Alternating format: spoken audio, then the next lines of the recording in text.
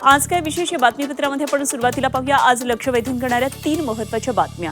यामध्ये सगळ्यात पहिली मोठी बातमी ती म्हणजे संपूर्ण देशभरामध्ये पेपर फुटीचा मुद्दा गाजल्यानंतर आता परीक्षा सुधारणा विधेयक येणार आहे। आज लोकसभेत केंद्रीय मंत्री जितेंद्र सिंग हे विधेयक मांडणार आहेत। पेपर फुटी रोखण्यासाठी तसंच परीक्षांमध्ये काही सुधारणा करण्यासाठी हे विधेयक आणले जाणार आहे। या विधेयकामध्ये पेपर फुटी विरोधात काय कठोर कायदे असतील हे आजच्या विशेष बातमीपत्रामध्ये आपण पाहणार आहोत। दुसरी मोठी बातमी ती देखील पेपर फुटी संदर्भातलीच आहे। आता परीक्षा सुधारण्यासाठी हाय पॉवर टास्क फोर्स स्थापन करण्यात येणार आहे आणि पंतप्रधान नरेंद्र मोदी यांनी सोशल मीडियावर एक व्हिडिओ जारी करून याबाबतची घोषणा केली आहे। नंदन निलेकणींच्या अध्यक्षतेखाली ही टास्क फोर्स असणार आहे। त्यामुळे टास्क फोर्सचं काम कसं चालणार आहे या संदर्भात आज नेमकी काय चर्चा होती हेही आपल्याला पाहायचं आहे। आणि तिसरी लक्षवेधी महत्त्वाची बातमी ती म्हणजे E20 जनता पार्टीची। आता कॉक्रोच जनता पार्टीनंतर E20 जनता पार्टी उदयास आली आहे। सोशल मीडियावर या E20 जनता पार्टीची जोरदार चर्चा सुरू आहे। पेपर फुटीचा मुद्दा गाजल्यानंतर आता E20 पेट्रोलचा मुद्दा गाजणार आहे। शुद्ध पेट्रोलचा पर्याय देण्याच्या मागणीसाठी